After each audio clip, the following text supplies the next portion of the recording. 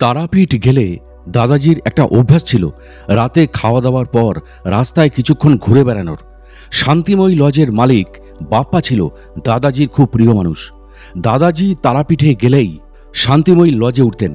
হোটেলের মালিক বাপ্পার সাথে দাদাজির খুব স্নেহ ভালোবাসার সম্পর্ক ছিল, আর হোটেলটিও ছিল খুব সুন্দর জায়গায়। শান্তিময়ী লজের পাশ দিয়ে একটা সোজা রাস্তা চলে গেছে বামদেবের বাড়ি আটলার দিকে। নির্জন নিঝুম রাস্তা, রাস্তায় কোনো আলো নেই, ঘুটঘুটে অন্ধকার। রাস্তাটা দাদাজির খুব প্রিয় ছিল। তিনি রাতের খাওয়া হয়ে গেলে কয়েকজনকে সাথে নিয়ে সেই রাস্তায় ঘুরে বেড়াতেন। সাথের লোকদের বোঝাতেন যে এইখানেই এই রাস্তার এই অবস্থা, তাহলে 250 বছর আগে তারাপীঠের অবস্থা কেমন ছিল একবার যেন ভাবে।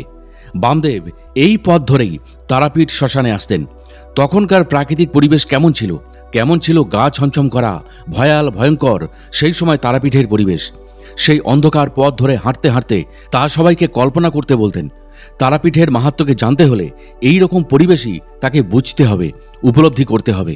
কি ছিল অলৌকিক অত্যাশ্চর্য সেই সব ঘটনাগুলি জানতে হলে ও এই চ্যানেলে নতুন হলে এখনই সাবস্ক্রাইব করুন আমাদের সাধক অলৌকিক রহস্য ইউটিউব চ্যানেলটিকে। আর এখন দেখছেন সাধক অলৌকিক রহস্য, বাংলা ভাষায় সাধক জীবনের অলৌকিক ঘটনায় সাজানো অডিও ও ভিডিও লাইব্রেরি। আসুন প্রিয় দর্শক ও শ্রোতা, তাহলে এবার শুরু করা যাক। This channel does not promote any violent, harmful or illegal activities. All content provided by this channel is only meant for educational and entertainment purpose only. তখন থাকতো শীতের রাত। দাদাজি বেরিয়ে আটলার পথে হাঁটা শুরু করতেন। কিছুটা পথ যাওয়ার পরই দেখা যেত অন্ধকার ভেদ করে বেশ কিছু স্বাস্থ্যবান কুকুর বা ভৈরব দাদাজির পিছনে নিঃশব্দে তাকে অনুসরণ করছে। কোনো আওয়াজ তাদের মুখে নেই। প্রথম দিন দাদাজি তাদের দেখলেন, কিন্তু মুখে কিছু বললেন না। দ্বিতীয়, তৃতীয়, চতুর্থ দিন সেই একই ঘটনা ঘটতে দাদাজির এক শিষ্য তাকে প্রশ্ন করে, এরা রোজ আপনাকে অনুসরণ করে কেন? এই ঘন অন্ধকার রাস্তায় এরা আসেই বা কোথা থেকে? আর যখন চলে যায় তখন নিঃশব্দেই যায়। সাধারণত কুকুর অচেনা অজানা লোক দেখলে চিৎকার করে, কিন্তু এদের মুখে তো কোনো টু শব্দ নেই। এদের ব্যাপারটা কি গুরুদেব? দাদাজি বলেন, এরা মায়ের শ্মশানের ভৈরব। এখানে এবং অন্যান্য তীর্থক্ষেত্রে তীর্থের কুকুরদের ভৈরব বলে। মায়ের এরা অনুচর, মায়ের নির্দেশ মেনেই এরা কাজ করে। একজন জিজ্ঞাসা করে, তা এরা আপনার পিছনে পেছনে আসে কেন? দাদাজি জবাব দেন, মায়ের নির্দেশ। বুঝলাম না, একজন বলে। দাদাজি তখন বললেন, এরা প্রথম যেদিন আমাকে নিঃশব্দে অনুসরণ করে সেদিনই আমি ব্যাপারটা বুঝতে পারি। কখনো কোনো কুকুরকে দেখেছিস এত নিশ্চুপ রাস্তায় যাতায়াত করতে? এটা তোদের আশ্চর্য লাগেনি? আসলে আমি এত রাতে অন্ধকারে বেড়াতে বেরোই বলে তারামা এই রক্ষীদের ব্যবস্থা করেছেন, যাতে আমার কোনো বিপদ না হয়। এই 4-5 জন আমাকে পাহারা দেবার জন্য তারামায়ের আদেশে আমাকে তাই অনুসরণ করে। দেখিস না এদের আসা যাওয়া কেমন অদ্ভুত। কখন এরা আসে আর চলে যায় অন্ধকারে কিছুই বোঝা যায় না। দাদাজির কথায় সবাই অবাক হয়ে গেলেও এক অবাঙালি শিষ্যের মনে সন্দেহ দেখা দেয়। সে প্রশ্ন করে, এই রকম সম্ভব কি? দাদাজি তার প্রশ্নের কোনো উত্তর দেন না। পরদিন যথারীতি দাদাজি রাতে বের হলেন। কয়েকজন সাথে রয়েছে। সেই অবাঙালি শিষ্যটি বাথরুমে থাকার দরুন দাদাজির সাথে আসতে পারেনি। দাদাজি বেরিয়ে আসার পথে হঠাৎ খেয়াল করেন একটা গাছের নিচে সেই অবাঙালি শিষ্য ভয়ার্ত কণ্ঠে গুরুদেব গুরুদেব বলে পরিত্রাহী ডাকছে আর ভয়ে ঠকঠক করে কাঁপছে। আর তার সামনে এক বিশাল দেহী কুকুর ওর দিকে তাকিয়ে রাগে গড়গড় করছে। ও একটুও নড়বার চেষ্টা করলে ওর দিকে তাকিয়ে গর্জন করে উঠছে। দাদাজিকে দেখেই সে বলে ওঠে, গুরুদেব আমাকে বাঁচান, আমার অন্যায় হয়ে গেছে। বাকি সবাই দাঁড়িয়ে এই কৌতুকময় ভয়ার্ত দৃশ্য দেখছে আর হেসে চলেছে। শিষ্যটি তখন একই কথা বলে চলেছে, গুরুদেব বাঁচান, ও আমাকে ছাড়বে না, আমাকে কামড়ে দেবে। আমি আর কখনো আপনার কথায় অবিশ্বাস করব না। দাদাজি তখন কুকুরটির দিকে তাকিয়ে বলেন, ওকে ছেড়ে দে, ও ভয় পেয়ে গেছে।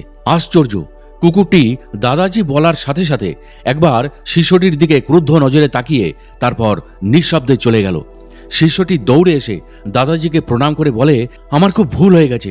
আমি সেদিন আপনার কথায় অবিশ্বাস করেছিলাম। এই ভৈরবদের আমি চিনতে পারিনি। বাকি শিষ্যরা তখন বলে, ঘটনাটি ঘটল কি করে আমাদের বলো। শিষ্যটি তখন বলতে শুরু করে, সেদিন যখন গুরুদেব বলেন তারামা তাকে পাহারা দেবার জন্য এদের পাঠিয়ে দেয়, তখন আমার অবিশ্বাস হয়েছিল। আমি কথাটা বিশ্বাস করিনি। তাই আজ যখন বের হতে দেরি হয়ে গেল তখন ভাবলাম আজ পরখ করে দেখি গুরুদেবের কথাটা সত্যি কিনা। আজ আমি একটু দেরি করেই গুরুদেবকে পেছন থেকে অনুসরণ করে দেখব কথাটা সত্যি কিনা। কিন্তু সেই লজ থেকে বেরিয়ে যখন একটু এগিয়েছি তখন হঠাৎ অন্ধকার থেকে বেরিয়ে এই ভৈরবটি বা কুকুর আমাকে ভয় দেখিয়ে এই গাছটার নিচে দাঁড় করিয়ে নিজেও পাহারায় দাঁড়িয়ে রইল। আমি নড়তে চড়তে পর্যন্ত পারছি না। নড়াচড়া করলেই দাঁত বার করে আমার দিকে তেড়ে আসছে আর রাগে গড়গড় করছে। কোনো মতেই আপনার সাথে আমায় যেতে দিল না। এই এতক্ষণ এই ঠান্ডায় আমাকে দাঁড় করিয়ে রেখেছে। আর একটু হলে তো আমি অজ্ঞান হয়ে যেতাম। আপনি যদি আসতে একটু দেরি করতেন তাহলে আজ আমার হয়ে গেছিল বলে শিষ্যটি কাঁদতে থাকে। বাকি শিষ্যরা তাকে ধমকে দিয়ে বলে, তোমার সাহস হলো কি করে গুরুদেবের কথায় অবিশ্বাস করার? শাস্তিটা পেলে তো ভালো করেই। তুমি অবিশ্বাস করেছো বলেই তাই আজ ও তোমাকে গুরুদেবের সাথে বেরোবার সৌভাগ্য থেকে তোমায় বঞ্চিত করলো। এবার বুঝেছো এরা যে সত্যি সত্যি মায়ের আদেশে গুরুদেবের সঙ্গে থাকে। শিষ্যটি তার ভুল বারবার স্বীকার করে ক্ষমা চাইতে থাকলো।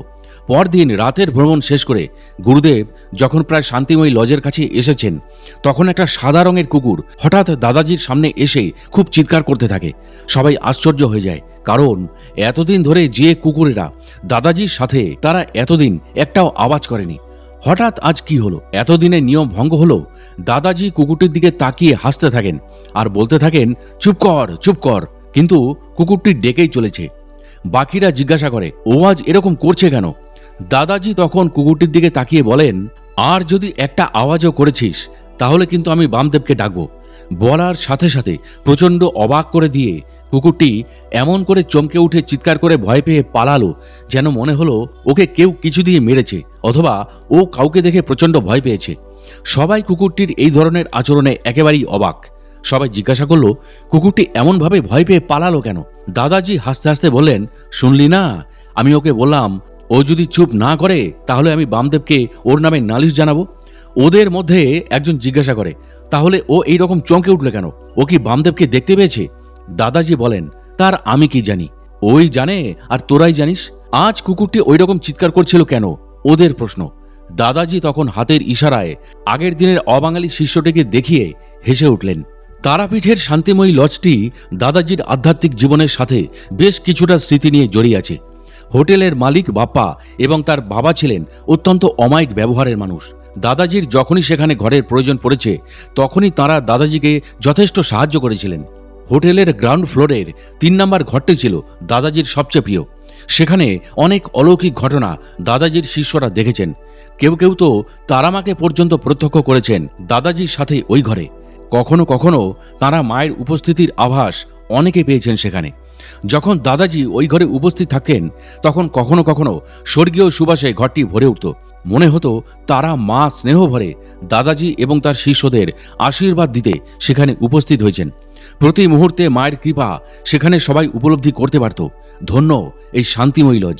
একবার এই শান্তিময়ী লজে অদ্ভুত এক কাণ্ড ঘটেছিল।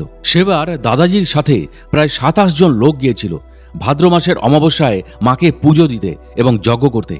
যথারীতি সেই ৩ নম্বর ঘরে দাদাজি আশ্রয় নিলেন। কিছুক্ষণ বাদে ঘটল এক অদ্ভুত ঘটনা। দাদাজির সাথে আসা এক বয়স্ক ভদ্রমহিলার মধ্যে হঠাৎ শীতলা মায়ের আবির্ভাব হয়। সেই বয়স্ক মহিলা হঠাৎ শীতলা মাতার রূপ ধারণ করে দাদাজিকে ভয় দেখাতে থাকেন তাকে মেরে ফেলবে বলে, আর বলতে থাকে, আমি এই তারাপীঠ, এই দ্বারকা নদী সব খেয়ে নেব, সব ধ্বংস করে দেব। এই ঘটনায় বাকিরা সব ভয় পেয়ে যায়। তারা উদ্ভ্রান্ত হয়ে ওঠে। দাদাজি তাদের অভয় দিয়ে বলেন, কেউ ভয় পেও না, ভয়ের কোনো কারণ নেই।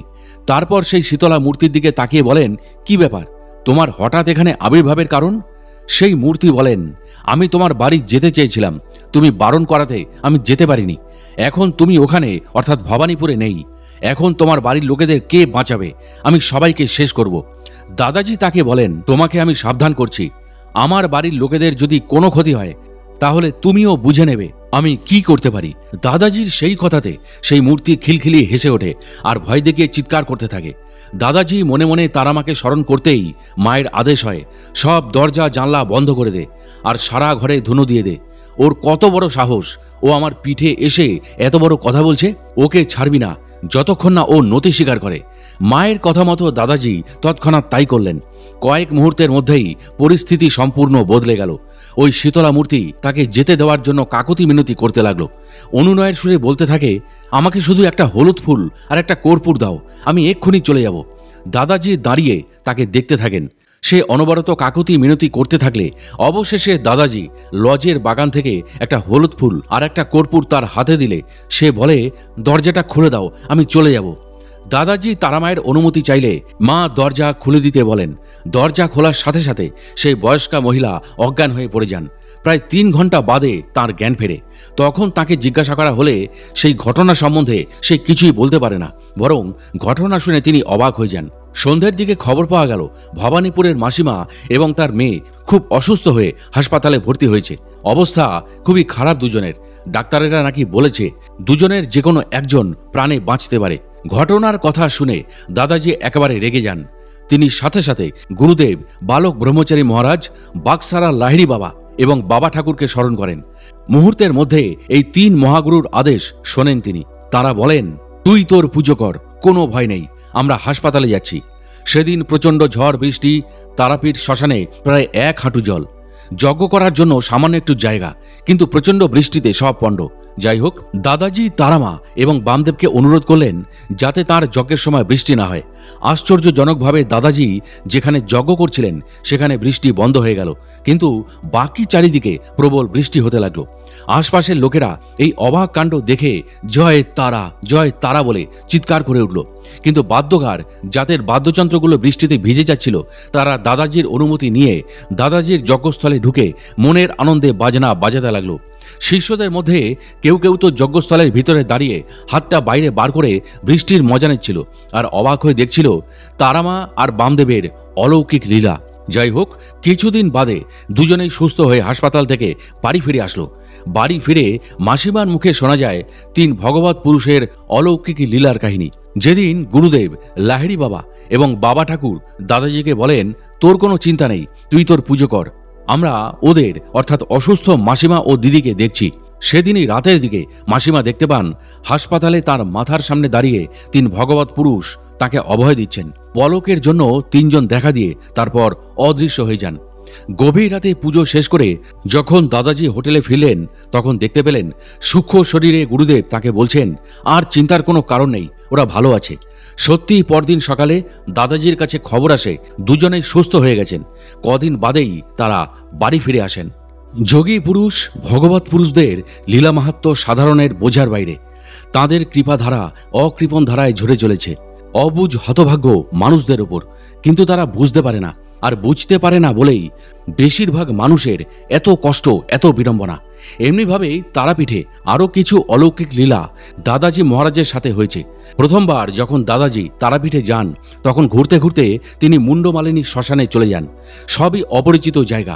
মুন্ডমালিনী শ্মশানে তিনি একদিন এদিক ওদিক ঘুরছেন, হঠাৎ এক অপরিচিত ব্যক্তির আবির্ভাব। দাদাজির সামনে এসে তিনি তার মুখের দিকে তাকিয়ে বলেন, আপনি তো তারামায়ের সন্তান, আবার সরস্বতীরও বরপুত্র। এই প্রথম তারাপীঠে এসেছেন তো, তাই বামদেব আমায় বললেন আপনাকে এখানকার সবকিছু ঘুরিয়ে দেখাতে। তার বাড়িতে নিয়ে যাওয়ারও আদেশ খেপা বাবা আমায় দিয়েছেন। তারাপীঠে বামদেবকে সবাই খেপা বাবা বলে ডাকে। দাদাজি তাকে জিজ্ঞাসা করেন, আপনার নাম কি?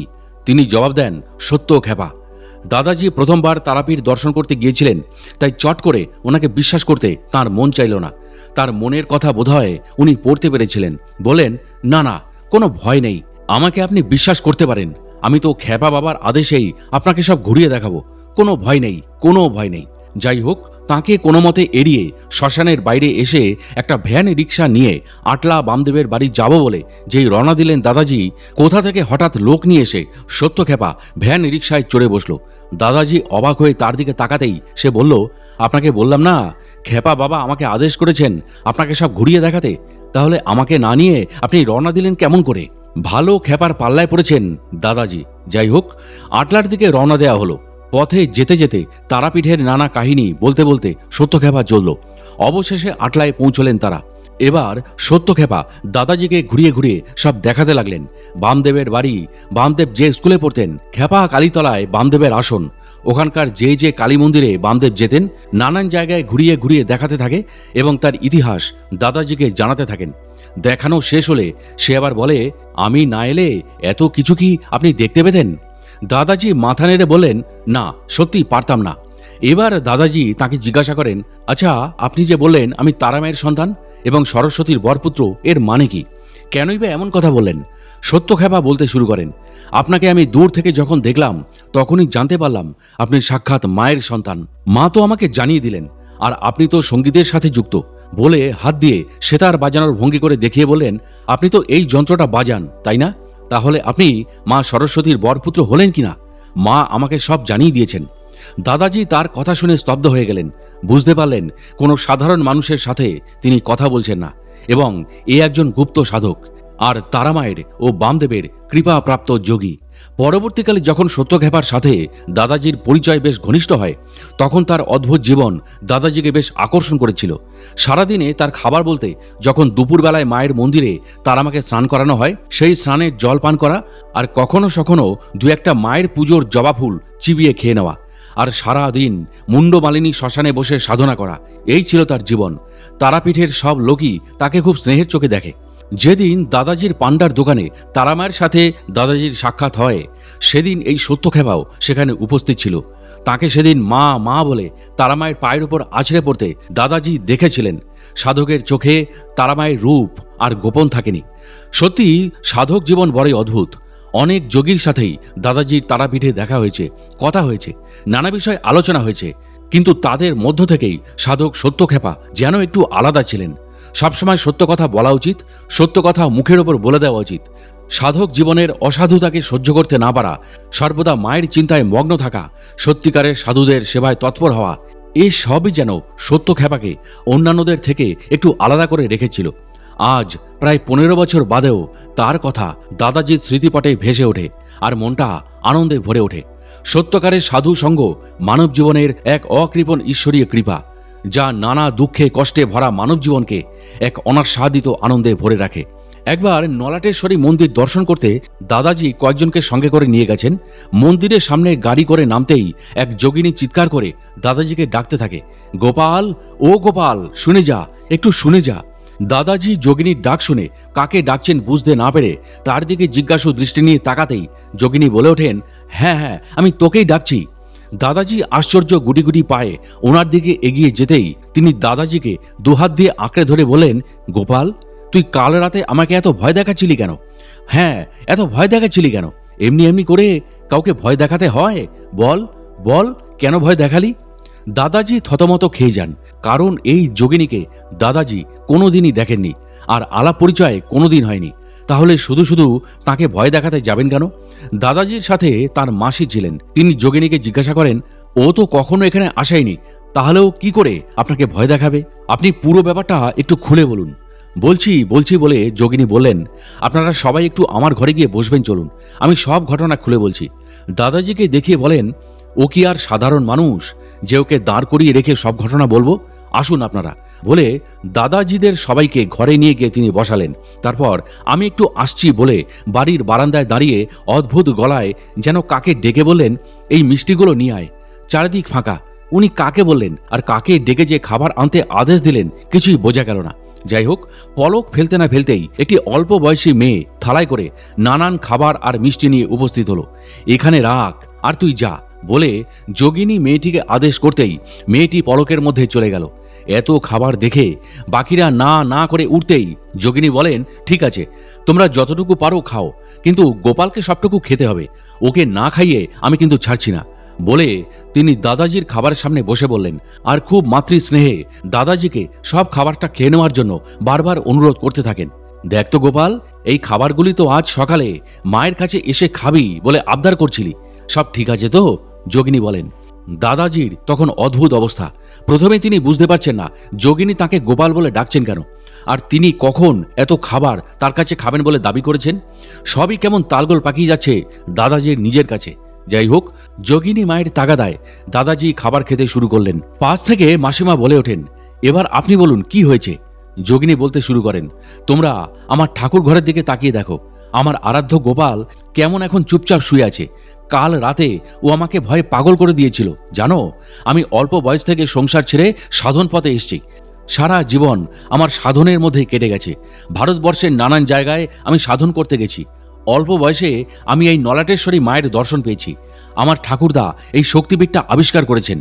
নানান জায়গায় আমি সাধন করে আমি অবশেষে নলাটেশ্বরী মায়ের কাছে এসে বসবাস শুরু করি। ভারতবর্ষের বিভিন্ন মহাযোগীদের সাথে আমার পরিচয় আছে, এমনকি মহামতার বাবাজি মহারাজের সাথেও আমার ঘনিষ্ঠ পরিচয় আছে। তিনি আমাকে বোন বলে ডাকেন। এখনকার লোক আমাকে নানা নামে ডাকে। কেউ বলে আদ্যামা, কেউ বলে মা, আবার কেউ বলে শারদেশ্বরী মা। ইনি যে মহাসিদ্ধিপ্রাপ্ত মহাযোগিনী তা বাগসারা লাহিড়ী বাবার কাছে পরবর্তীকালে দাদাজি জানতে পারেন। কথা প্রসঙ্গে আদ্দামা জানান যে লাহিড়ী বাবাকেও উনি চেনেন এবং বহু উচ্চমার্গের সিদ্ধ ক্রিয়াযোগীর সাথেও তার পরিচয় আছে। ওনার তারা তারা ডাক যারা না শুনেছে তারা বিশ্বাসই করতে পারবে না, প্রায় 90 বছরের একজন বয়স্ক মানুষের গলায় এত জোর কি করে আসে। একবার তো দাদাজির মনে হয়েছিল এই তারা তারা ডাক বোধহয় তারাপীঠের তারামা এখান থেকে শুনতে পাচ্ছেন। এই তারা ডাকের মধ্যে এমন কিছু ছিল যাতে সাধারণ মানুষের মনের মধ্যে এক প্রতিধ্বনি হতো ওই ডাকের। অদ্ভুত বিচিত্র ওই ডাক। যাই হোক, আদ্দামা তাঁর জীবন কাহিনী বলতে শুরু করেছেন। জানেন তো, আমাকে এখানে আশেপাশের লোকেরা খুব ভালোবাসে, আবার ভয়ও পায়। আমি আমার মতো ভীতিহীন ভয়হীন ডাকাবুকো এক যোগিনীকে যে ভয় দেখাতে পারে, সে যে কি বস্তু তা আপনারা একবার ভাবুন বলে দাদাজির দিকে তাকিয়ে আদ্দামা হাসতে থাকেন। আদ্দামা বলেন, যাই হোক, কাল রাতে বেশ ঠান্ডা পড়েছিল। আপনারা তো কাল তারাপীঠে ছিলেন, সুতরাং বুঝতেই পারছেন কাল রাতে কিরকম ঠান্ডা পড়েছিল। আমি গোপালকে শয়ন দিয়ে নিজে শুতে যাব, মোটেই বিছানায় শরীরটা এলিয়ে দিয়েছি। হঠাৎ গোপাল আমাকে বলে, আমার গায়ের লেপটা সরিয়ে দে, আমার খুব গরম লাগছে। আমি প্রথমটা অতটা গা করিনি। একটু বাদে আমার গোপাল আমায় ডেকে বলে, কিরে শুনতে পাসনি, আমার গরম লাগছে, লেপটা সরিয়ে দে। আমি অবাক হয়ে ভাবলাম, গোপালের মাথা কি খারাপ হয়ে গেল? এই ঠান্ডায় সবাই ঠকঠক করে কাঁপছে, আর গোপাল বলছে কিনা ওর গরম লাগছে। কি হলো আজ গোপালের? তোমরা অবাক হচ্ছ না তো? গোপাল কিন্তু রোজ আমার সাথে এমনিভাবেই কথা বলে। যাই হোক, আমি ওকে বকে দিয়ে বললাম, এই ঠান্ডায় তোমার গরম লাগছে? ফাজলামি করার জায়গা পাচ্ছ না, চুপচাপ শুয়ে পড়ো। আমি আজ খুব ক্লান্ত, আমার ভীষণ ঘুম পাচ্ছে। আর কোনো দুষ্টুমি নয়, ঠিক আছে? কে কার কথা শোনে? এবার লেপটা না সরালে আমাকে হুমকে দিয়ে বলে, লেপটা সরাবি না তো? আমি বললাম, না সরাবো না, তোমার ঠান্ডা লেগে যাবে। এবার গোপাল ভয়ঙ্কর রেগে গিয়ে বলে, আমার কথা শুনলি না তো? এবার দেখ আমি কি করি। এই বলে গোপাল আমার হাতটা ধরে আমাকে মহাপুরুষের দিকে নিয়ে চলল। এত জোরে ও আমাকে নিয়ে মহাশূন্যে নিয়ে গেল যে ভয় আমি চিৎকার করে উঠলাম, গোপাল এ তুমি কি করছো? আমি তো পড়ে যাব। আমার ভীষণ ভয় করছে গোপাল। কিন্তু কে কার কথা শোনে? আমার হাতটা আরো শক্ত করে ধরে বলল, আমি তোকে এই মহাশূন্য থেকে ছুঁড়ে নিচে ফেলে দেবো, তখন দেখবি কি হয়। তোর এত সাহস হলো কি করে আমার আদেশ অমান্য করার? আমি তো তখন ভয়ে কাকুতি মিনতি করা শুরু করেছি, গোপাল আমার ভুল হয়ে গেছে, আর কখনো এমন হবে না। এবারের মতো আমাকে ক্ষমা করে দাও, আর কখনো তোমার আদেশ আমি অমান্য করব না। মাসিমা সহ বাকিরা বসে এই অত্যাশ্চর্য অলৌকিক কাহিনী শুনতে লাগলেন। আদ্দামা তখন বলে চলেছেন। অনেক কাকুতি মিনতি করার পর গোপালের মন একটু নরম হলো। বলল, ঠিক আছে, এবারের মতো তোকে আমি ছেড়ে দিচ্ছি, এমন ভুল যেন আর কখনো না হয়। আমি বললাম, এমন ভুল আর কখনো হবে না। এবার গোপাল এক কাণ্ড করে বসলো। আরো উপরের মহাশূন্যে আমাকে নিয়ে যেতে যেতে বলল, চল তোকে বেরিয়ে নিয়ে আসি। তারপর এমন এক সুন্দর জায়গায় আমাকে নিয়ে গেল যে সেখানকার দৃশ্য দেখে আমি হতবাক। এমন সুন্দর জায়গা এই মহাশূন্যে এলো কি করে? এত সুন্দর গাছপালা, পাহাড় পর্বত, নদ নদী, অপূর্ব সুন্দর সব পাখি, তাদের ডাকে চারিদিক ভরে উঠেছে। ফুলগুলো এত সুন্দর যেন আমার সাথে কথা বলতে চায়। তাদের অপূর্ব সুগন্ধ যেন চারিদিক ছেয়ে রেখেছে। চারিদিকে সব দেবদেবী গন্ধর্ব কিন্নররা ঘুরে বেড়াচ্ছে। সঙ্গীতের অপূর্ব সুরে চারিদিকে এক মনোরম পরিবেশ তৈরি হয়েছে। যতই উপরে যাচ্ছি ততই এই দৃশ্যগুলো আরও সুন্দর থেকে সুন্দরতর হয়ে উঠেছে। আমাকে অবাক হয়ে তাকিয়ে থাকতে দেখে গোপাল মুচকি হেসে জিজ্ঞাসা করে, কিরে কেমন লাগছে? আমি কোনো কথা না বলে গোপালের দিকে হাঁ করে তাকিয়ে রইলাম। এবার গোপাল বলে, এতক্ষণ আমি তোকে অনেক ভয় দেখিয়েছি, তুই খুব কষ্ট পেয়েছিস, এবার আমি তোকে পুরস্কার দেব। এই বলে একটা সুন্দর গ্রহে নিয়ে গেল, যেখানকার মনোরম দৃশ্য দেখে আমার মন ভরে গেল। এবার হাত ধরে আমাকে ওই গ্রহে নামিয়ে দিয়ে বলল, এবার সামনে দেখ। আমি সামনে তাকিয়ে দেখি এক বিশাল প্রাসাদ, অপূর্বতার কারুকার্য। প্রাসাদটি সম্পূর্ণ রূপ দিয়ে তৈরি করা। আমাকে সেই প্রাসাদের সামনে নিয়ে গিয়ে বলল, দেখ তো এই প্রাসাদটা তোর পছন্দ হয়? আমি অবাক হয়ে তাকিয়ে বললাম, কেন? গোপাল বলে, এই প্রাসাদটা আমি তোকে দিলাম, তুই নে। আমি অবাক হয়ে বললাম, না না গোপাল, আমার এই প্রাসাদ চাই না। গোপাল বলে, কেন, তোর এই প্রাসাদটা পছন্দ হলো না? আচ্ছা বল, তোকে আরেকটা গ্রহে নিয়ে যাই। এই বলে গোপাল আবার আমার হাত ধরে আরেকটা অপূর্ব সুন্দর গ্রহে নিয়ে গেল। সেখানে নামিয়ে দিয়ে গোপাল বলে, এবার দেখ তো এটা তোর পছন্দ হয়েছে কিনা। আমি সামনে তাকিয়ে দেখে হাঁ করে রইলাম। গোপাল বলে, দেখ, এই প্রাসাদটা সম্পূর্ণ সোনা দিয়ে তৈরি। দেখছিস তো কেমন অপূর্ব প্রাসাদ, চারিদিকের পরিবেশও কত সুন্দর। এমন মনোরম পরিবেশ, এত সুন্দর সোনার প্রাসাদ, এবার নিশ্চয়ই তোর পছন্দ হবে। আমি গোপালের দিকে তাকিয়ে দেখি গোপালের মুখে অদ্ভুত এক হাসি। আমি এবারও গোপালকে বললাম, না, আমার ওই প্রাসাদ চাই না, তুমি আমাকে এখান থেকে নিয়ে চলো। গোপাল অবাক হয়ে আমাকে জিজ্ঞাসা করে, কি হলো, এত অপূর্ব সুন্দর সোনার প্রাসাদ তোর পছন্দ হলো না? আচ্ছা চল, আরো সুন্দর জায়গায় তোকে নিয়ে যাই। এই বলে গোপাল আমাকে নিয়ে আবারও মহাশূন্যে চলল। যেতে যেতে এমন একটা জায়গায় নিয়ে গেল যে সামনের দৃশ্য দেখে আমার আর কথা বলার মতো অবস্থা রইল না। আবার গোপাল আমাকে বলল, এটা নিশ্চয়ই তোর পছন্দ, তাকিয়ে দেখ, এই যে প্রাসাদটা দেখছিস এটা সম্পূর্ণ হিরে জহরত দিয়ে তৈরি করা। সর্বশ্রেষ্ঠ কারিগররা মিলে মহাশূন্যে এই অপূর্ব প্রাসাদ তৈরি করেছে, এর জুড়ি পাওয়া যায় না। যা, তোকে আমি এই প্রাসাদটা দিয়ে দিলাম, তুই এখন থেকে এখানেই থাকবি। অনেক বছর ধরে তুই আমার সেবা করেছিস, এবার আমি তোকে তোর সেবার প্রতিদান দিলাম। এবার নিশ্চয়ই তুই আর না বলবি না। আমি এবার গোপালের চালাকি সব বুঝতে পারলাম। গোপালের হাত ছেড়ে দিয়ে আমি গোপালের পায়ের সামনে মিনতি করে বললাম, গোপাল, অনেক হয়েছে, তোমার খেলা, অনেক লীলা তুমি আমায় দেখালে। প্রথমে ভয় দেখালে, এখন আমার মন ভোলাতে তুমি এইসব ছলনা শুরু করেছ। তুমি যতই আমাকে প্রলোভনে ফেলার চেষ্টা করো না গোপাল, আমি ভুলছি না। তোমার এই প্রাসাদ তোমার কাছেই থাক, এই ঐশ্বর্য তোমার কাছেই রাখো। আমাকে তুমি কোনো মতেই কাছছাড়া করতে পারবে না, এই আমি তোমায় বলে দিলাম। আর আমার সাথে তুমি লোভের খেলা খেলো না গোপাল, তুমি আমার কাছেই থাকো। এই আমার সব পাওয়া, বিশ্বের কোনো ঐশ্বর্য আমার দরকার নেই। এবার তুমি আমাকে পৃথিবীতে ফিরিয়ে নিয়ে চলো গোপাল। আমার কথা শুনে গোপাল চারিদিক কাঁপিয়ে হা হা করে হেসে উঠে বলল, তুই জিতে গেলি, সত্যি তোর কোনো প্রলোভন নেই, আমাকে সত্যি সত্যি তুই খুব ভালোবাসিস। আচ্ছা চল, তোকে আমি পৃথিবীতে ফিরিয়ে নিয়ে যাই। এই বলে গোপাল আবার আমার হাত ধরে আমাকে আমার এই ঘরে নামিয়ে নিয়ে এলো।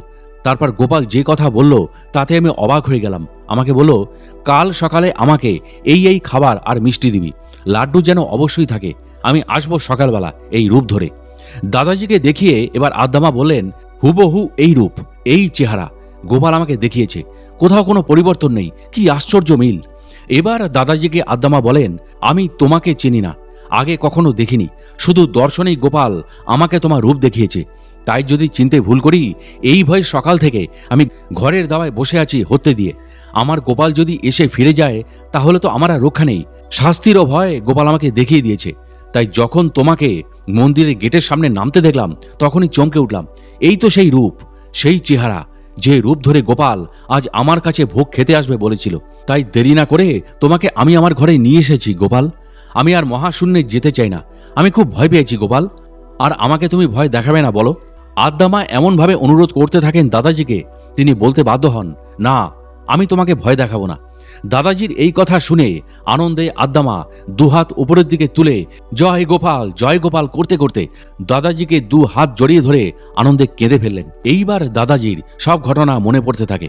আসার আগে রাতে দাদাজি তারাপীঠে ছিলেন। বামদেবের জন্মোৎসব ছিল আটলাতে, শীতের রাত।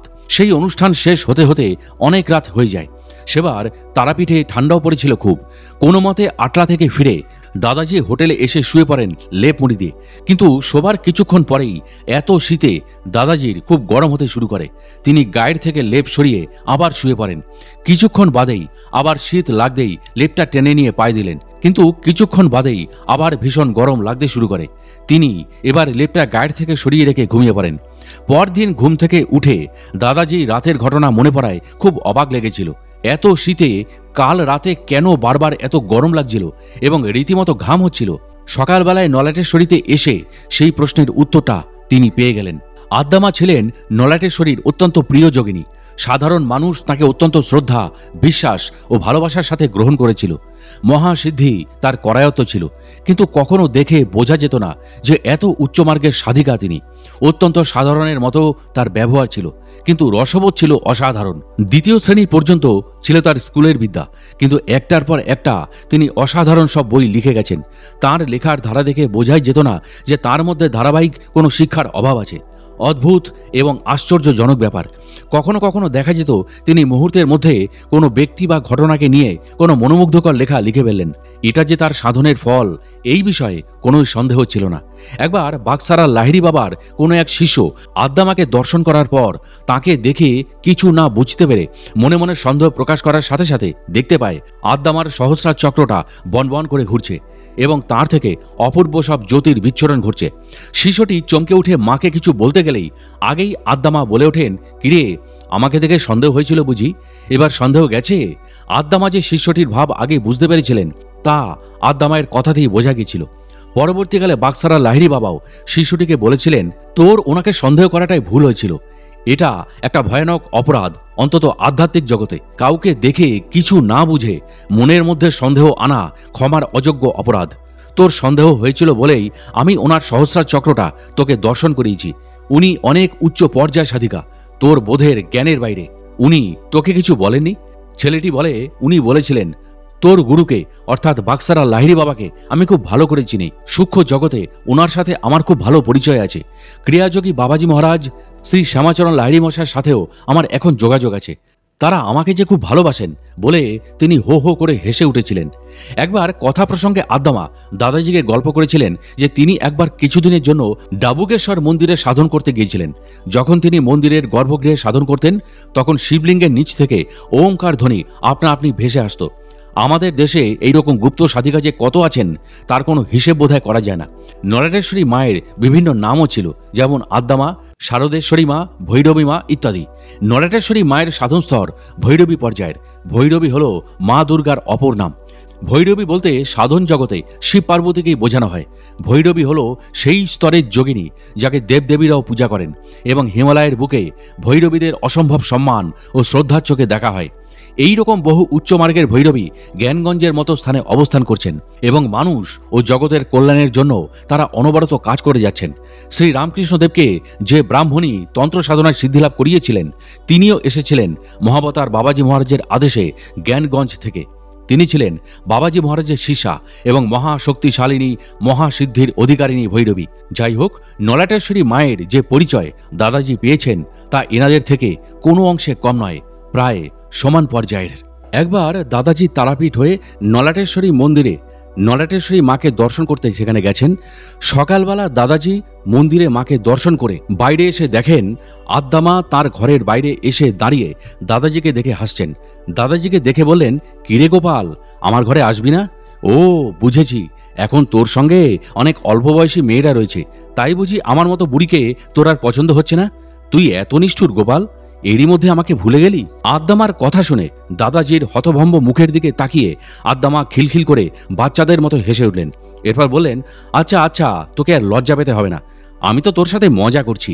এবার আরেকটু বস আমার কাছে, বলে ঘর থেকে কাউকে দিয়ে চাটাইয়ের মতো কিছু একটা এনে দাদাজিকে বসতে দিলেন। বসে গল্প করতে করতে হঠাৎ কেমন চমকে উঠে বলেন, দাঁড়া গোপাল, এখনই আমার কাছে ভগবানের আদেশ এসেছে তোকে নিয়ে কিছু লেখার। দাদাজি তাকে বারণ করতে যেতেই আদ্দামা বললেন, আমি তোর কোনো কথা শুনবো না, ভগবানের আদেশ আমাকে পালন করতেই হবে বলে ঘর থেকে খাতা কলম নিয়ে এসে তাতে কিছু লিখে দাদাজির হাতে দিয়ে বলেন, পর, ভগবানের আদেশে কি লিখেছি পড়ে দেখ। আমি এটা লিখিনি, যার লেখার তিনিই লিখলেন বলে লেখাটা দাদাজির দিকে এগিয়ে দিয়ে চুপ করে দাদাজিকে দেখতে লাগলেন, মুখে মৃদু হাসি। দাদাজি আদ্দামার লেখার দিকে তাকিয়ে পড়তে লাগলেন। তাতে লেখা আছে, স্বপ্নের সারথি প্রবাল চৌধুরী, নিত্যগোপাল সাধে লীলা মাধুরী, প্রভাত বেলায় আসি করিল হরণ, সাধনার মহালীলা অমৃত বচন। তুমি ভগবান জাগ্রত তাই, ভক্তের হিয়া মাঝে, আসিলে কেন গো প্রবাল মূরতি, মোহনীয়া রূপ সাজে। লেখাটি পড়ে দাদাজি চুপ করে রইলেন। আদ্দামা কিন্তু মৃদু মৃদু হেসেই চলেছেন। দাদাজি তাকে ধীরে জিজ্ঞাসা করেন, কেন এইসব লিখলে মা? আদ্দামা বললেন, যা সত্যি তাই লিখেছি। আর আমি কি লিখেছি রে? আমি বললাম না, ভগবানের এখনই আদেশ হলো লেখার আমাকে দিয়ে, তাই তো আমি লিখলাম। এতে তুই রাগ করছিস কেন? বলে মা স্নেহ ভরে দাদাজির মাথায় হাত বুলিয়ে দেন। কবিতাটি বড় অদ্ভুত। এখানে এক জায়গায় মহাযোগী শেষনাগ অবতার এবং বলরাম অবতার শ্রী শ্রী নিত্যগোপালের সাথে দাদাজির কোন এক আধ্যাত্মিক সম্পর্কের কথা অত্যন্ত সূক্ষ্মভাবে বর্ণনা করা হয়েছে। আদ্দামা যে দাদাজিকে গোপাল রূপে স্বপ্নে দর্শন করেছিলেন, যা আগের কাহিনীতে বর্ণনা করা হয়েছে, তার কথাও বলেছেন। দাদাজির সাধনা ও মহালীলার কথা বর্ণনা করেছেন, যা আদ্দামার চোখেই সেদিন ধরা পড়েছিল। দাদাজির ভগবত রূপের কথাও সেদিন সেই কবিতায় বর্ণনা করা হয়েছে। আদ্যা মায়ের মতো মহাসিদ্ধ মহাযোগিনীর দিব্য ছবি বহু দূর পর্যন্ত বিস্তৃত। সাধারণ যোগী বা সাধকদের দৃষ্টি যেখানে পৌঁছাবার কথা কল্পনা করতে পারে না, আদ্যা মায়ের মতো অন্তর্দৃষ্টি সম্পন্ন মহাযোগিনীর দৃষ্টির সামনে অনায়াসেই পৌঁছে যায়। একবার দাদাজি শিবরাত্রিতে তারামাকে দর্শন করে নলাটেশ্বরী মাকে দর্শন করতে গেলেন। নলাটেশ্বরী মন্দিরে ঢোকার মুখেই আদ্দামার ঘর। ঘরের সামনে চওড়া বারান্দা। মন্দির থেকে বেরোতেই দাদাজি দেখেন আদ্দামা একটা বেতের চেয়ারে বসে আছেন। দাদাজিকে দেখেই বলে ওঠেন, গোপাল এসেছিস? আয় আয়, আমি তোর জন্যই বসে আছি। দাদাজি তার সাথীদের নিয়ে মায়ের কাছে বসলেন। আদ্দামা দাদাজিকে কুশল জিজ্ঞাসা করলেন। বাকিদের সাথে কুশল বিনিময় করে দাদাজির সাথে গল্প করতে থাকলেন, যেমনভাবে নিজের আপনার লোকের সঙ্গে বহুদিন বাদে দেখা হলে আত্মীয়রা করেন, ঠিক সেই রকমভাবে। মন্দিরের বাইরে বাঁহাতে একটা শিব মন্দির আছে, তাতে পরপর 5টি শিবলিঙ্গ প্রতিষ্ঠিত। এক দঙ্গল মেয়ে সেদিন শিবরাত্রি বলে পূজার উপচার নিয়ে শিবের মাথায় জল ঢালতে এবং পুজো করতে এলো। তারা যখন মন্দিরে শিবের মাথায় জল ঢালার জন্য প্রস্তুত হচ্ছে, তখন হঠাৎ আদ্দামা চিৎকার করে সেই মেয়েদেরকে তার কাছে আসার জন্য আদেশ করেন। মায়ের আদেশ শুনে সাথে সাথে সেই 8-10 জন মেয়েদের দলটা মায়ের কাছে এসে দাঁড়াতেই মা তাদের বলেন, কোন শিবের মাথায় তোরা জল ঢালতে যাচ্ছিস? আরে, পাথরের শিবের মাথায় জল ঢেলে তোদের কি হবে? এই দেখ, আমার সামনে সাক্ষাৎ শিব বসে আছেন। তোদের যদি জল ঢালতেই হয় তা শিবের মাথায় আজ জল ঢাল। ও সাক্ষাৎ শিব রে, সাক্ষাৎ শিব। আমি বলছি তোরা ওর মাথায় জল ঢাল, তোদের সব ইচ্ছা পূর্ণ হবে বলে দাদাজি মহারাজকে দেখিয়ে দিলেন। এই আদেশ ও আশ্বাসবাণী শুনে যত না মেয়েরা অবাক হয়েছিল, তার চেয়ে বেশি অবাক হয়েছিলেন, অস্বস্তিতে পড়েছিলেন দাদাজি। কিন্তু আদ্দামা বলে কথা, তার কথার অবাধ্য হবে এমন সাধ্য কার? সুতরাং মেয়েদের দল নির্বিকারভাবে ওই সকালবেলায় নতুন জামা কাপড় পরা দাদাজির মাথায় তাদের ঘটি ভরা জল ঢেলে দিয়ে বেলপাতা ফুল চড়িয়ে ওম নমঃ শিবায় নমঃ মন্ত্র উচ্চারণ করতে করতে পূজা করতে লাগলো। দাদাজি অসহায়ভাবে দেখছেন তাদের পূজা করা। মেয়েরা দাদাজির মাথায় জল ঢালছে, আর মেয়েদের সাথে সাথে আদ্দামাও ওম নমঃ শিবায় মন্ত্র বলছেন, আর আনন্দ করে মেয়েদের উৎসাহ দিতে দিতে বলছেন, ঢাল ঢাল, সব জল আজ ওর মাথায় ঢেলে দে। তোদের সত্যিকারের আজ শিবরাত্রি পালন হলো। ঠিক ঠিক শিব পূজা করলি তোরা আজ। দাদাজি আদ্দামাকে দেখেছেন, আর আদ্দামাও দাদাজিকে দেখছেন। আদ্দামা যেন এক দিব্য আনন্দে ভেসে যাচ্ছেন। এক অপূর্ব জ্যোতি আদ্দামার সারা শরীরে এবং মুখে ছেয়ে আছে। বেশ কিছুক্ষণ বাদে মেয়েদের পূজা শেষ হলে তারা আদ্দামা ও দাদাজিকে প্রণাম করে আনন্দ করতে করতে চলে গেল। আদ্দামা তখন হেসে চলেছেন, দুহাত ওপরে তুলে কখনো জয় শিব ও শম্ভু, কখনো তারা তারা করে চারিদিক মাতিয়ে তুলছেন। মায়ের দিব্য আবেশ শেষ হলে এবার তিনি দাদাজি এবং সাথে যারা এসেছিল তাদের সবাইকে চা খাওয়ালেন। দাদাজির ভিজে যাওয়া অবস্থা দেখে আদ্দামা বললেন, গোপাল, গাড়িতে তো নতুন জামা কাপড় আছে, যা আমার ঘরে গিয়ে বদলে নে। তখন দাদাজির মনে পড়ল, তাই তো, আজ তারাপীঠের হোটেল থেকে বেরোবার সময় তিনি তো এক সেট নতুন জামা কাপড় সাথে নিয়ে বেরিয়েছেন। এটা তো দাদাজি কখনো করেন না, তাহলে আজ কেন করলেন? আর নতুন জামা কাপড়ের কথা আদ্দামাই বা জানলেন কি করে? আশ্চর্য ক্ষমতা এই সাধিকার। যাই হোক, একজন দৌড়ে গিয়ে নতুন জামা কাপড় এনে দিলে দাদাজি ভিজে জামা কাপড়গুলো বদলে ফেলেন। এরপর আদ্দামা দাদাজিকে জিজ্ঞাসা করলেন, হ্যাঁ রে গোপাল, এখান থেকে এরপর কোথায় যাবি? দাদাজি জবাব দেন, গুজ্জ কালী দর্শন করতে যাব। তোর গাড়ি কোথায়? আদ্দামা জিজ্ঞাসা করলেন। দাদাজি গাড়িটা দেখিয়ে দিলে তিনি ড্রাইভারকে তার কাছে ডাকেন। তাকে বলেন, শোন, গাড়ি খুব সাবধানে চালাবি, হুড়োহুড়ি করতে যাবি না। আজ তোদের গাড়ি থেকে চড়েছে তুই জানিস না, তোর বোঝারও ক্ষমতা নেই, তাই তোকে আমি আগেই সাবধান করে দিলাম। যা, আমার গোপালকে ঠিকঠাকভাবে নিয়ে যা। ড্রাইভার বেচারা কিছু বুঝতে না পেরে একবার আদ্দামার দিকে আর একবার দাদাজির দিকে দেখে ধীর পায়ে গাড়ির দিকে চলতে শুরু করে। দাদাজিও এগোন। গাড়িতে ওঠার আগে পিছন ফিরে দেখেন আদ্দামা তখনও দাঁড়িয়ে। আর যখন দাদাজি গাড়িতে উঠলেন তখন মায়ের দাদাজির দিকে তাকিয়ে তারা তারা বলে ডেকে ওঠা আজও যেন দাদাজির কানে বাজে। বারান্দা থেকে দাঁড়িয়ে গাড়ি ছাড়ার আগের মুহূর্তেও মা ড্রাইভারকে সতর্ক করছেন, সাবধানে গাড়ি চালাবি রে, তুই তো আজ ধন্য হয়ে গেলি রে, ধন্য হয়ে গেলি। এইভাবে একবার আদ্দামার সাথে দেখা হলে যথারীতি মা দাদাজিকে আদর যত্ন করে বসিয়ে গল্পগুজব করতে করতে হঠাৎ ভাবের আবেশে বললেন, দাঁড়া গোপাল, আজ আমি তোর সম্বন্ধে কিছু লেখার জন্য ভগবানের আদেশ পাচ্ছি। এই ঘটনা আগেও একবার ঘটেছে, তাই আদ্দামাকে বাধা দেওয়ার কোনো চেষ্টা দাদাজি করলেন না। এ সমস্তই দৈবী ব্যাপার, তাই বাধা দেওয়ার কোনো প্রশ্নই আসে না। আদ্দামা যথারীতি কাগজ কলম নিয়ে লেখার জন্য বসে গেলেন, কিন্তু লেখার আগে আদ্দামার চেহারাটা কেমন যেন আমূল বদলে যায়। যেন সত্যি কারোর আদেশে তিনি এই লেখার কাজে হাত দিয়েছেন। যাই হোক, লেখা শেষ হলে আদ্দামা লেখাটি দাদাজির দিকে বাড়িয়ে দিলেন। দাদাজি হাত বাড়িয়ে লেখাটা নিয়ে পড়তে লাগলেন।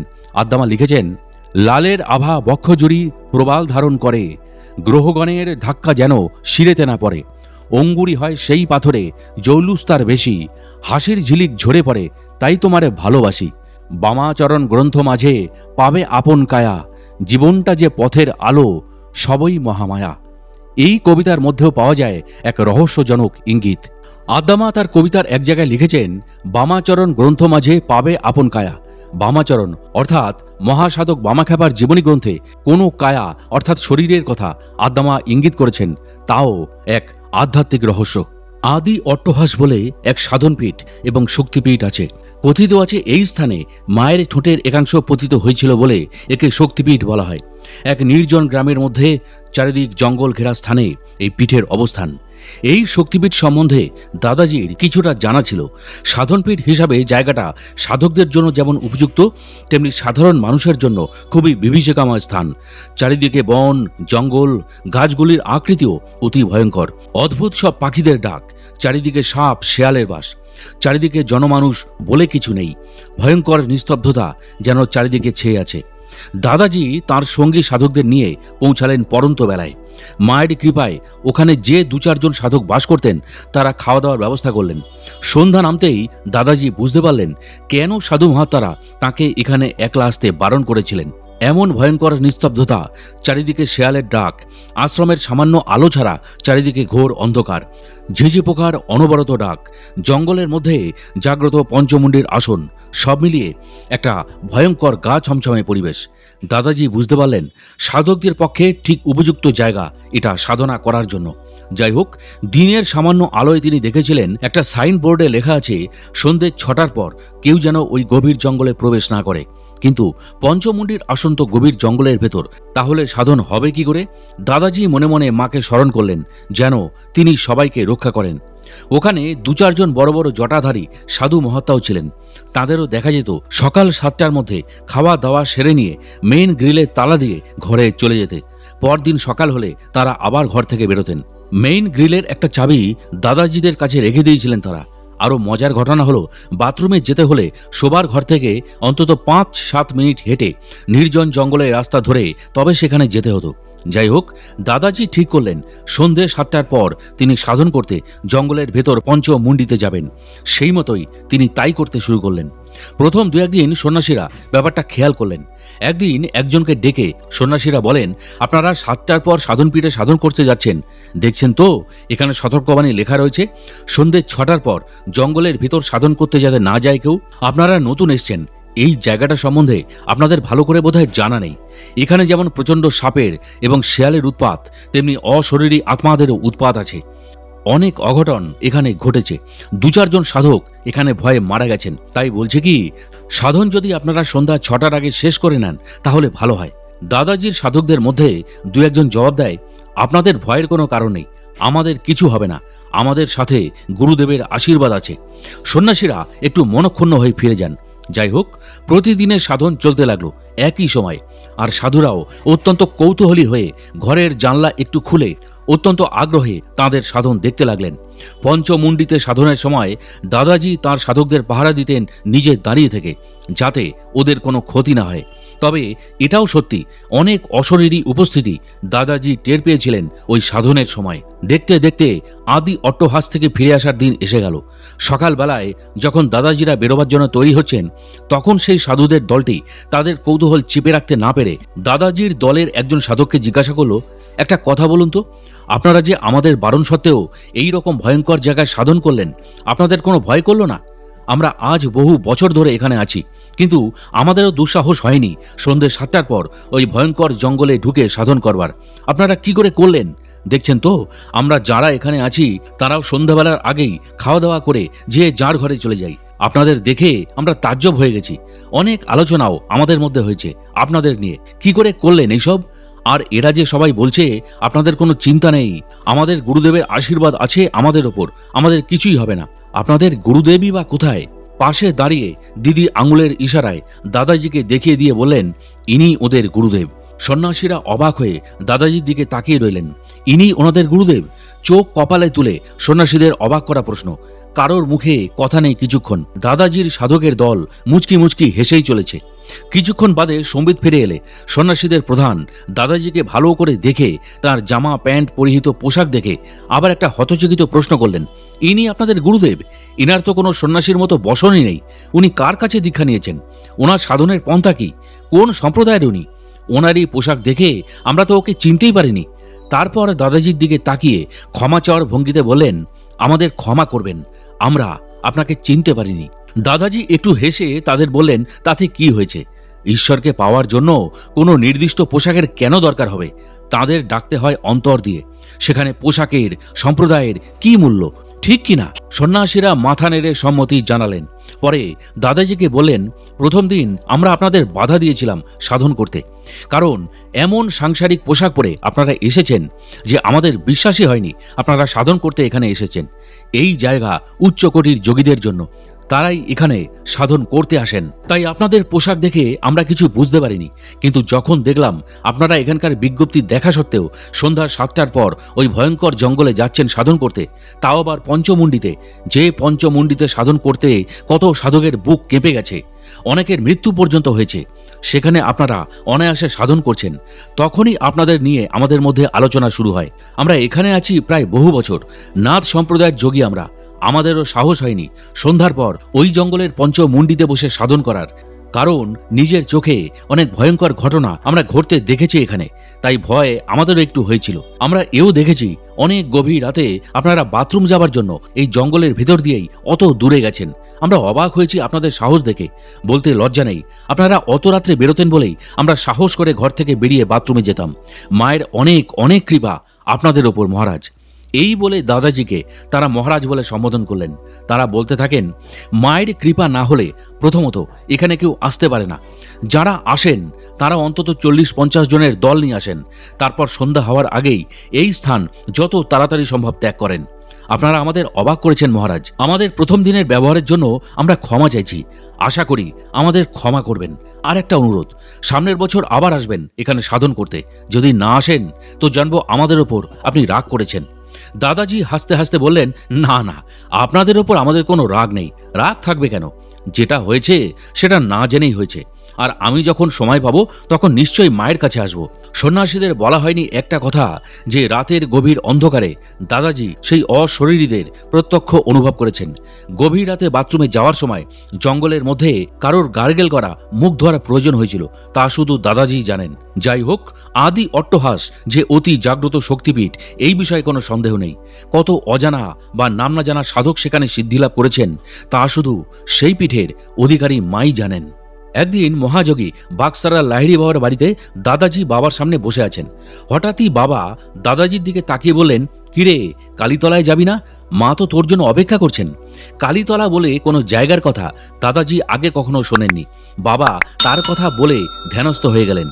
দাদাজি 7-5 ভাবতে ভাবতে কোনো কুল কিনারা না পেয়ে শেষে লাহিড়ী মাকে জিজ্ঞাসা করলেন, মা, বাবা আমাকে কালীতলায় যেতে বলেছেন, কিন্তু এমন তো কোনো জায়গার নাম আমি কখনো শুনিনি, এখন কি হবে? মা নিজের স্বভাব সিদ্ধ ভঙ্গিমায় জবাব দেন, এ আর এমন কি কঠিন কাজ? যেখানে মা কালী থাকেন সেটাই তো কালীতলা, খুঁজে দেখ, ঠিক পেয়ে যাবি। তোর বাবা যখন বলেছেন তখন নিশ্চয়ই আছে। যাই হোক, অনেক খোঁজাখুঁজি করেও কালীতলা বলে কোনো জায়গা দাদাজি খুঁজে পেলেন না। প্রায় 2 বছর কেটে গেছে এর মধ্যে, বাবাও শরীর ছেড়ে চলে গেছেন, কিন্তু দাদাজির মনে কালীতলার নাম একদম বসে গেছে। একদিন রাত্রে দাদাজি ঘুমিয়ে বড় বিচিত্র এক স্বপ্ন দেখলেন। বিশাল এক মাঠ, চারিদিকে অনেক বড় বড় গাছপালা, মাঝখানটা শুধু ফাঁকা। মাঠের এক কোণার দিকে এক বড় গাছের নিচে মা কালীর একটি মন্দির। সেখানে দুর্গাপূজার সময় আশেপাশের গ্রামের লোকেরা কাঁধে করে বাঁশের মাচানে মা দুর্গার প্রচুর মূর্তি নিয়ে এসে মা কালীর মন্দিরের পাশে মাঠের ফাঁকা জায়গাটায় রাখছে। মা দুর্গার রঙগুলিও খুব বিচিত্র, কোনোটি সাদা, কোনোটি লাল, কোনোটি সবুজ, আবার কোনোটি দুধে আলতা মেশানো রং। আরও বিচিত্র অদ্ভুত ধরনের রঙের দুর্গামূর্তি গ্রামের লোকেরা সেখানে এনে রাখছে। আরও আশ্চর্য ব্যাপার, গ্রামের লোকেরা মূর্তিগুলি রেখে যখন বিশ্রাম করার জন্য একটু দূরে চলে গেল, অমনি সবকটি দুর্গা মূর্তি সচল জীবন্ত হয়ে উঠল। কিছু মূর্তি দাদাজির সঙ্গে কথা বলতে শুরু করলো, কিছু মূর্তি নিজেরাই আশেপাশে ঘোরাঘুরি করলো নিজেদের ইচ্ছা মতো। কেউ কথা বলছে, কেউ হাসাহাসি করছে। সব ঘটনাই ঘটছে দাদাজির সামনেই। বেশ কিছুক্ষণ এইভাবে চলার পর আবার গ্রামের লোকেরা ফিরে এসে সেই মূর্তিগুলি তুলে নিতে গেল। অমনি সব মূর্তি আবার মাটির মূর্তিতে পরিণত হলো। দেখতে দেখতে সব মূর্তিগুলো নিয়ে গ্রামের লোকেরা চলে গেল, আর দাদাজির ঘুম ভেঙে গেল। ঘুম ভেঙে যাওয়ার পর দাদাজি রাতের দেখা স্বপ্ন নিয়ে চিন্তা করতে লাগলেন, কিন্তু কোনো হদিশ পেলেন না জায়গাটা ঠিক কোথায়। এই স্বপ্ন দেখার বেশ কিছুদিন পর দাদাজি বক্রেশ্বর গেলেন। সেইখানে গিয়ে দাদাজির ইচ্ছা হলো বক্রেশ্বরের আশেপাশের শক্তিপীঠ বা সিদ্ধপীঠ যা আছে তা ঘুরে ঘুরে দেখবেন। যাই হোক, আশেপাশের দু একটি জায়গা দেখার পর গাড়ির ড্রাইভার দাদাজিকে বললেন, আজ আপনাকে একটা নতুন জায়গায় নিয়ে যাব। ওখানে মা কালীর বহু প্রাচীন মন্দির আছে। ওখানে অনেক সাধক ওখানে তপস্যা করে সিদ্ধি লাভও করেছেন। খুব সুন্দর জায়গা বলে ড্রাইভার গন্তব্যস্থলে নিয়ে যাওয়ার জন্য গাড়ি চালাতে লাগলো। প্রায় 1.5 ঘন্টা বাদে একটা জায়গায় নিয়ে এলো, কিন্তু গাড়ি যাবার রাস্তা কই? এ তো ভীষণ ঘন বনের পথ, রাস্তার কিছুই দেখা যাচ্ছে না। ড্রাইভারকে দাদাজি জিজ্ঞাসা করলেন, আমরা যাব কি করে? রাস্তা তো কিছুই দেখা যাচ্ছে না। ড্রাইভার তাকে আশ্বস্ত করে বললেন, কিছু চিন্তা করবেন না মহারাজ, আমি এর আগে এখানে কয়েকবার এসেছি, রাস্তা আমি চিনি। ড্রাইভার এবারে ঘন হুগলা পাতার ঘন ঘাসের জঙ্গল দিয়ে ধীরে ধীরে গাড়ি চালিয়ে নিয়ে যেতে লাগলো। দাদাজি মজা করে ড্রাইভারকে জিজ্ঞাসা করেন, এই হুগলা পাতার জঙ্গলে তো বাঘ থাকে বলে জানি, এখানে এমন কিছু নেই তো? ড্রাইভার হেসে জবাব দেয়, কিছুদিন আগেও বাঘ ছিল মহারাজ, এখন বোধহয় আর নেই। গাড়িতে বসার সকলের চোখ কপালে উঠে গেল সেই কথা শুনে। যাই হোক, মিনিট 10-12 জঙ্গল ভেদ করে গাড়িটা অবশেষে একটা খুব সুন্দর জায়গায় এসে দাঁড়ালো। গাড়ি থেকে নেমে দাদাজি তো অবাক, এই তো সেই স্বপ্নে দেখা জায়গা, একদম হুবহু এক। চারিদিকে প্রাকৃতিক পরিবেশও একদম মিলে গেছে। দাদাজি ড্রাইভারকে জিজ্ঞাসা করলেন, এই জায়গাটার নাম কি? ড্রাইভার জবাব দেয়, লোকে এই কালীকে বেহিড়া কালীতলা বলে। নাম শুনে দাদাজি চমকে উঠলেন, কালীতলা? দাদাজির মনে পড়ল বাক্সারার মহাযোগী লাহিড়ী বাবার কথা। তুই কালীতলায় যাবি না? মা তো অপেক্ষা করছে। সত্যিই তবে এতদিন বাদে বাবার কথা সত্যি হলো। এরপরের ঘটনা আরও আশ্চর্য করে দেওয়ার মতো। দাদাজি সামান্য এগোতেই দেখলেন খুব সুন্দর মন্দির, আর ভেতরে বসে আছেন মা দক্ষিণা কালী। আর মন্দিরটা এক বিশাল নিম গাছের নিচে তৈরি হয়েছে। পরে জানা গেল নিম গাছটার বয়স প্রায় 500 বছর। এত পুরনো নিম গাছ সচরাচর দেখা যায় না। পুরো জায়গাতে যেন এক অপূর্ব আধ্যাত্মিক স্রোত বয়ে যাচ্ছে। হঠাৎ একটা ছেলে বয়স প্রায় 20 বছরের মতো দৌড়ে এসে দাদাজিকে বলল, আপনি কি নতুন এসছেন? চলুন আমি আপনাকে সব ঘুরিয়ে দেখাই। দাদাজি তার সাথে সাথে চলা শুরু করলেন। প্রথমে মায়ের মন্দিরে পুজো দেওয়া হলো। পুরোহিতের সঙ্গে কিছুক্ষণ কথাবার্তা বলে এবার দাদাজি ছেলেটির সাথে ঘুরে ঘুরে জায়গাটি দেখতে লাগলেন। প্রথমে ছেলেটি একটি অতি প্রাচীন সমাধিস্থলের কাছে নিয়ে গিয়ে বলল, এই সমাধিটা হলো মহর্ষি ভরদ্বাজের। এখানে বহু বছর উনি সাধন করেছিলেন। দাদাজি এই কথা শুনে চমৎকৃত হলেন। ঋষি ভরদ্বাজের সাধন আশ্রম বীরভূমে। যাই হোক, এরপর ঠিক এইরকম একটি সমাধি দেখিয়ে, এইটি বৃহদারণ্যক ঋষি সমাধিস্থল, উনি এখানে বসে বৃহদারণ্যক উপনিষদ লিখেছিলেন। দাদাজির মুখে শুধু বিস্ময়। ধন্য বীরভূম জেলা, বীরভূম নাম তোমার সত্যি সফল হয়েছে। যুগন্ধর মহাত্মারা তোমার বুকে সাধন করে কত অসাধারণ সব সাধন করে সিদ্ধি লাভ করে অমর হয়ে গেছেন। পরবর্তীকালে দাদাজি ওইসব মহাত্মার আসনে অল্প সময়ের জন্য সাধনা করেছিলেন। এরপর মন্দিরের পেছনে একটি বেশ বড় পুকুর দেখিয়ে ছেলেটি বলে, এই পুকুরের পাশে রাম, লক্ষ্মণ, সীতা বনবাসের সময় বিশ্রাম করেছিলেন এবং স্নান করেছিলেন। চমৎকারের পর চমৎকার। দাদাজির মুখে কোনো কথা নেই। সব দেখা শেষ হয়ে গেলে দাদাজি ছেলেটিকে বলেন, এই জায়গাটা তো ভারী সুন্দর, অপূর্ব এর প্রাকৃতিক পরিবেশ, এখানে কোনো উৎসব হয় না? ছেলেটি বলল, বছরে একবার মায়ের মন্দিরের বাৎসরিক উৎসব হয়, তবে আরেকটি মজার ঘটনাও হয়, যদিও এটা উৎসবের মধ্যে পড়ে না। ছেলেটি বলতে থাকে, দুর্গাপূজার সময় এখানে অনেক দুর্গামূর্তি রাখা হয় জানেন। এখনকার নিয়ম হলো আশপাশের গ্রামের যত দুর্গামূর্তির পূজা হবে আগে এখানে কালীমায়ের মন্দিরে রাখতে হবে সেই সব মূর্তি। কালীমা আগে সেই সব মূর্তি দেখবেন, তারপর সেই গ্রামের মূর্তি সেই গ্রামের লোকেরা নিয়ে যাবে। আজ বহু বছর ধরে এই নিয়ম চলে আসছে। দাদাজি একেবারে বাক্যরহিত। এই সেই কালীতলা, এই সেই বড় একটা গাছের নিচে কালী মন্দির, এই সেই কালীতলা যেখানে প্রচুর দুর্গা মূর্তিকে দাদাজি জীবন্ত অবস্থায় স্বপ্নে দর্শন করেছিলেন। দাদাজি মনে মনে বলেন, সত্যি তুমি অদ্ভুত বাক্সারা লাহিড়ী বাবা, তোমার মুখের কথা কখনোই মিথ্যে হবার নয়। 2 বছর বাদে হলেও তুমি আমাকে ঠিক কালীতলায় নিয়ে এসছো। মা কালীর মূর্তি দেখেও মনে হলো যেন মা আমার কত চেনা। মন্দিরের পুরোহিত চলে গেলেও দাদাজিরা এসেছেন শুনে তড়িঘড়ি পুজোর ব্যবস্থা করছেন। পুরোহিতের কাছেই শোনা এখানে তন্ত্রমতে মায়ের পূজা হয়। মা খুবই জাগ্রতা। অনেক সাধক এখানে তন্ত্র সাধনার সিদ্ধি লাভ করেছেন। বর্তমান পুরোহিত সেই তন্ত্র সাধনা এবং তন্ত্র মতেই মাকে আরাধনা এবং পূজা করেন। জায়গাটির মাহাত্ম্য ও প্রাকৃতিক পরিবেশের কারণে পরবর্তীকালেও দাদাজি কয়েকবার বেহিরা কালীতলা দর্শনে গিয়েছিলেন। প্রিয় দর্শক ও শ্রোতা, আজকের এই কাহিনীটি আপনাদের কাছে কেমন লাগলো তা অবশ্যই আমাকে কমেন্ট ও লাইক দিয়ে জানাবেন। এবং এই ধরনের কাহিনী নিয়মিত যদি পেতে চান তবে অবশ্যই আমাদের সাধক অলৌকিক রহস্য ইউটিউব চ্যানেলটি একটুও মনে দ্বিধা না রেখে বা সময় নষ্ট না করে এখনই সাবস্ক্রাইব করে ফেলুন এবং পাশের বেল আইকনটিও অল করে দিতে ভুলবেন না। তাহলে আজকের মতো বিদায় নিচ্ছি। খুব শীঘ্রই ফিরে আসছি কোনো মহাত্মা যোগী পুরুষের অলৌকিক জীবন কথাকে নিয়ে।